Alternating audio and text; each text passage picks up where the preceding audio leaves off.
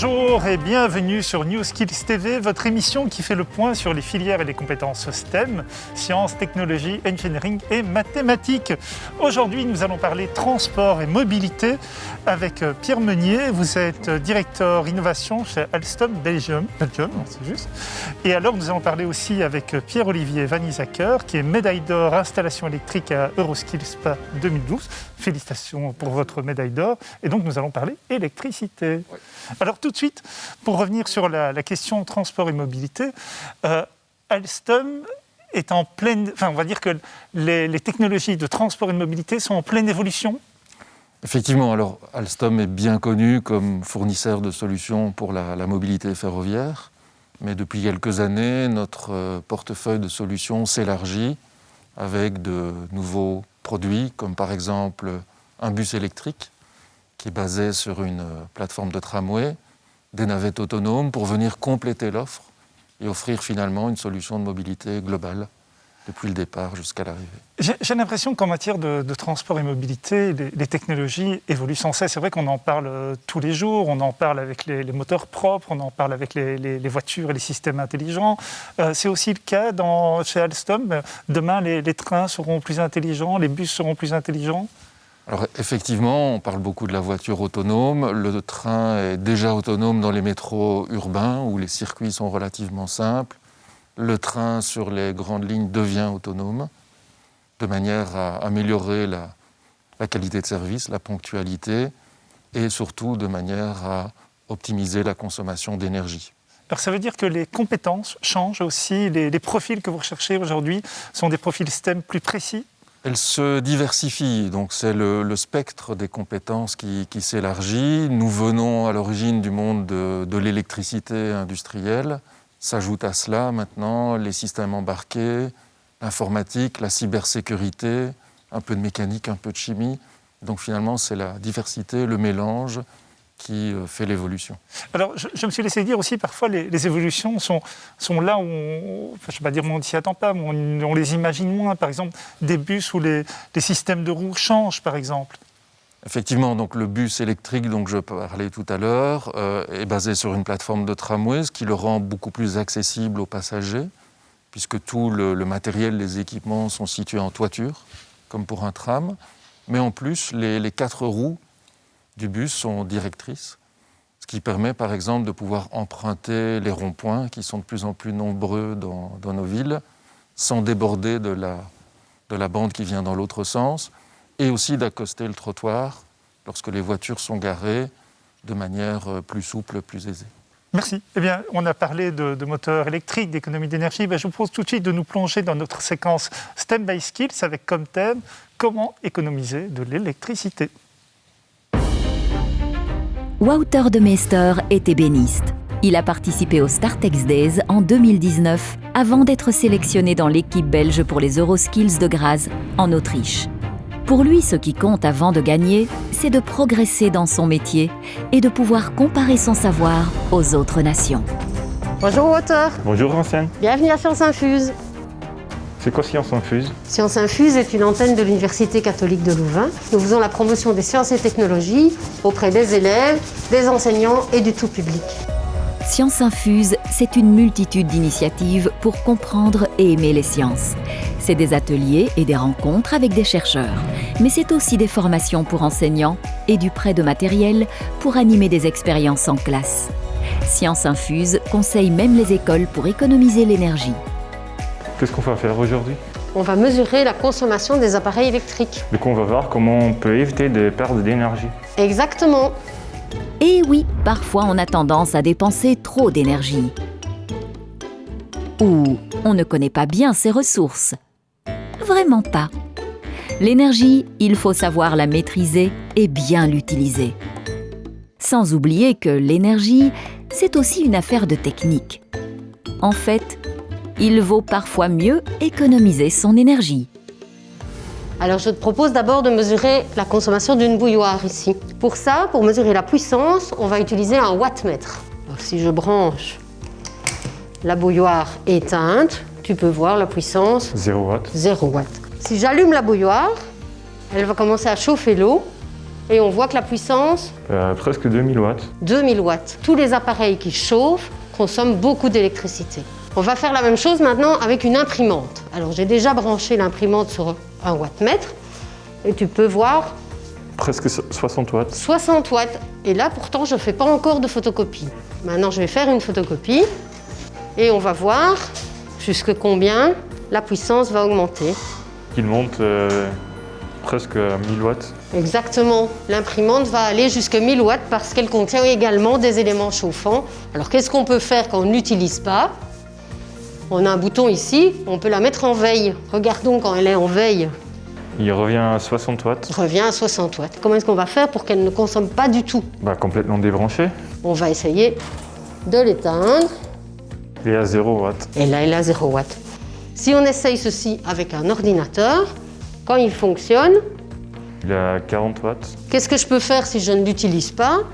Je peux le mettre en veille. Qu'est-ce qui va se passer? Il se met à 9 watts. Voilà, à 9 watts. Et si maintenant je l'éteins complètement, qu'est-ce qu'il va faire? Qu'est-ce que tu penses que ça va donner? À 0 watts. Regardons, Il reste à 9 watts. il reste à 9 watts. Pourquoi il continue à consommer de l'électricité? Parce qu'en fait, il contient des composants électriques et électroniques qui consomment d'électricité, même quand on pense qu'il est à l'arrêt. Et qu'est-ce qu'on peut faire pour éviter tout ça? Alors, pour éviter qu'il consomme, en fait, ce qu'il faudrait, c'est carrément débrancher la prise. Et qu'est-ce que ça peut apporter dans mon métier? Alors, dans ton métier d'ébéniste, comme dans la vie de tous les jours, en fait, ça nous permet de consommer moins. Merci. Merci à toi. Et bien sûr, Wouter, comprendre le fonctionnement des appareils et leurs besoins en énergie électrique permet aussi de changer nos habitudes et d'aider la planète. Des petits gestes simples pour notre futur à tous. Pierre-Olivier, les économies d'énergie, c'est quelque chose d'important quand on fait une formation d'électricien. On y pense à comment économiser l'électricité? Oui, bien sûr, surtout à l'heure actuelle où on parle de plus en plus d'énergie renouvelable. Donc, les gens font de plus en plus attention à l'électricité, surtout que le prix augmente d'année en année, malheureusement. Et donc, les gens seront de plus en plus demandeurs d'avoir une maison passive, on va dire, pas qu'au point de vue d'isolation, chauffage, mais aussi au niveau électrique. Donc, il y a de plus en plus de demandes au niveau des prises connectées, par exemple, qui se coupent directement quand on n'utilise plus. Et donc maintenant, à l'heure actuelle, à l'école, effectivement, on apprend quelles techniques pour moins consommer au niveau des appareillages domestiques. Donc ça te demande aussi, toi, d'être en formation permanente pour suivre l'évolution des techniques? Oui, bien sûr, on est en formation continue et surtout à l'heure d'aujourd'hui où tout évolue à une vitesse incroyable. On est obligé de se mettre au goût du jour et c'est vraiment tous les jours, il faut se documenter sur les nouveaux appareillages. Et puis l'électricité est tellement diversifiée qu'on en apprend tous les jours. Eh bien, je vais te proposer d'aller retrouver Patrick Meeuwissen, qui est vraiment l'homme au courant dans cette émission. Eh bien, va le retrouver, comme ça vous allez un peu approfondir ton parcours d'électricien et la découverte de ton métier. Bienvenue Pierre-Olivier, tu as eu la gentillesse de nous préparer un petit tableau durant le week-end pour nous démontrer exactement ce qu'est la domotique et ce que tu fais comme genre d'installation. Mais avant de rentrer dans le cœur du sujet, je voudrais savoir quel est ton premier métier. Tu travailles depuis une dizaine d'années chez Orès, qu'est-ce que tu fais là-bas? Effectivement, chez Orès, on va dire que j'ai gravi les échelons, mais à la base, je posais les compteurs chez les gens, donc installation de compteurs électriques pour mesurer l'énergie et apporter l'électricité qui nous sert tous les jours. Et maintenant, à l'heure actuelle, je travaille dans tout ce qui est cabine haute tension et assimilé haute tension pour la mesure du courant. Et donc, pour être vraiment sûr que l'énergie qui passe chez le client est bien l'énergie facturée, étant donné que c'est des grosses puissances. Alors ça, c'est ton métier chez Orès, mais tu as gardé une activité d'indépendant complémentaire où là, tu travailles plus avec une clientèle dans les maisons. Qu'est-ce que tu nous as apporté pour nous démontrer ce que tu fais? Ici, j'ai voulu faire plus 2 étapes de génération. Donc, on a ici une sonnette tout à fait normale. Donc, comme vous voyez, ça, c'est ce qu'on mettait avant partout, le ding-dong que tout le monde connaît. Puis, par après, nous sommes passés à la vidéophonie qui est déjà plus à l'heure actuelle. Bon, je ne saurais pas tout vous montrer parce qu'on n'a pas accès à Internet, mais sinon, maintenant, les nouveaux vidéophones sont connectés aussi par smartphone. Et les gens au travail peuvent, par exemple, répondre au postier, leur ouvrir la porte pour déposer un colis. Et ça pose pas une question de sécurité aussi, à partir du moment où, par un téléphone, on peut contrôler sa maison? Non, car il y a plusieurs codes d'accès, donc il y a des pare-feux. c'est très bien sécurisé. Et maintenant, un hacker professionnel, je ne dis pas, pourrait sûrement, mais à l'heure actuelle, dans mes installations, ça n'est jamais arrivé. Et ça devient de plus en plus populaire, ce genre d'installation. Oui, les gens sont très demandeurs, donc tout devient connecté à l'heure actuelle. Donc, gérer son installation électrique du bout du pouce, je dirais, c'est le must. C'est le must. Et en plus, grâce à ça, maintenant, nous savons faire aussi de la gestion d'énergie. Donc, on sait aussi mettre des disjoncteurs ici, je n'en ai pas placé, mais qui mesurent l'énergie passée. Et on sait dire sur quel circuit, quelle consommation il y a pour les gros énergivores, pour la gestion justement de l'énergie. Eh bien, merci beaucoup. On en revient un peu à la séquence qu'on a vue sur l'économie d'énergie. On a fait donc un petit peu le tour de la question. Merci pour ton témoignage. Je t'invite à reprendre place sur le plateau avec nos invités. Merci Patrick. On voit vraiment cette notion d'évolution forte, de formation permanente. Alstom vient de lier 2 partenariats avec 2 universités, l'UMONS et l'UCL. Pourquoi ce partenariat ? Alors, il correspond à une volonté de structurer encore un peu plus notre collaboration avec le monde académique, qui est déjà établi depuis plusieurs années, mais qui était plutôt, je dirais, de nature opportuniste en fonction des différents projets. Et donc, la chaire universitaire, puis c'est ce que nous avons créé, permet d'avoir une démarche structurée à la fois sur le volet formation et sur le volet recherche. En termes de formation, donc on va accompagner les professeurs pour illustrer, montrer la finalité finalement des disciplines qui sont enseignées. On va proposer des travaux de fin d'études, des stages. On vise également la formation de 3e cycle pour disposer d'un booster, d'un accélérateur de montée en compétences pour nos collaborateurs dans certaines disciplines. Et vous vous adressez, je vous interromps par contre, mais je voudrais dire aussi un mot sur l'université des enfants, parce que là on a bien vu finalement les profils recherchés, mais vous ne vous adressez pas finalement qu'aux adultes ou aux jeunes adultes, vous vous adressez aussi aux enfants. Alors là on touche plus évidemment ceux qui seront amenés à choisir leur futur métier dans 5 à 10 ans, donc c'est une initiative de l'UMONS, de l'ULB, l'Université ouverte de Charleroi, qui vise à faire découvrir à ces tout jeunes futurs étudiants les métiers techniques vraiment appliqués. Donc on leur a montré un simulateur de conduite de train, ils ont pris en main un moteur électrique pour voir comment c'était construit et comment ça fonctionnait.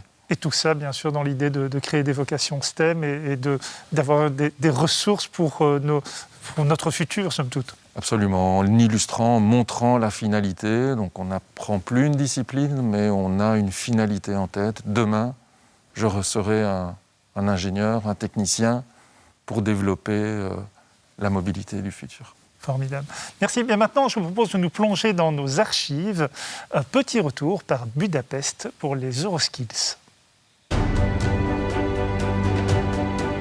On nous demande justement d'avoir énormément de connaissances dans beaucoup de domaines qui normalement sont des spécialités dans le métier.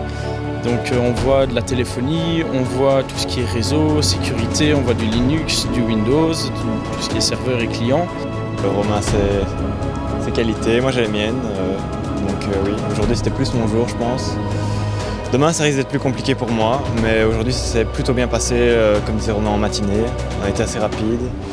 L'après-midi un peu plus dur parce que c'était ce qu'on savait faire le moins, donc on avait vraiment fait tout ce qu'on savait le matin en priorité. Je suis un des seuls dans les 12 réceptionnistes qui ne travaillent pas dans une réception. Donc voilà, je me suis dit, fais ce que tu sais faire et voilà, tu n'as rien à perdre. Je profite de chaque instant parce que je sais que c'est une expérience que je pourrais vivre seulement une fois. Et donc je suis quand même content, même s'il y a quelques petits détails que je ne suis pas, je suis pas trop satisfait, mais bon, c'est pas grave.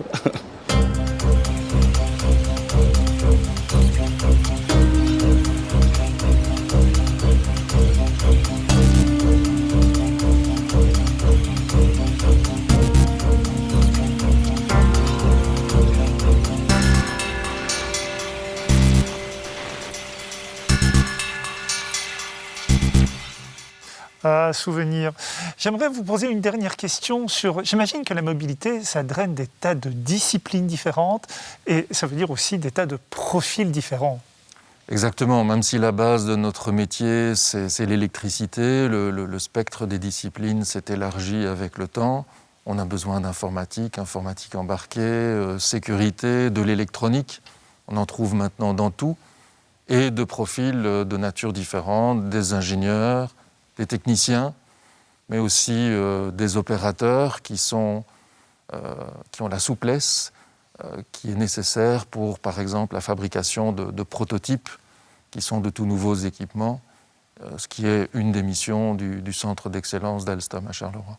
Merci à tous les deux d'avoir participé à cette émission. N'oubliez pas, pour suivre cette émission, une seule adresse, newskills.tv.